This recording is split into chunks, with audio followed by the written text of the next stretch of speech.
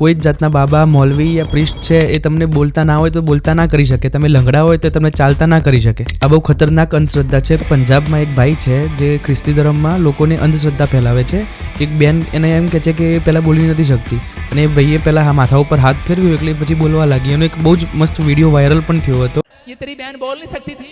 नहीं बोल सकती थी. हालेलुया! मेरा यीशु यीशु मेरा यीशु यीशु हाँ बेटे, अभी क्या हुआ? अभी क्या हुआ? बोलने लगी. मेरा यीशु यीशु.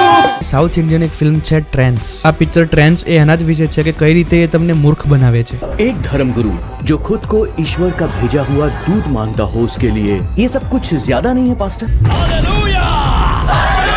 એમાં એક ભાઈની ઇમોશનલ સ્ટોરી પણ છે કે એની દીકરી જે છે એ મરવા પડી હોય છે અને તાવ બહુ આવ્યો છે પણ એ દવાખાનામાં નહીં લઈ જતા એમને એમ કે પેલો બાબા છે એ સરખું કરશે. એ આખું પિક્ચર જોજો, એમાં ખ્રિસ્તી ધર્મનો પર્દાફાશ કરેલો છે.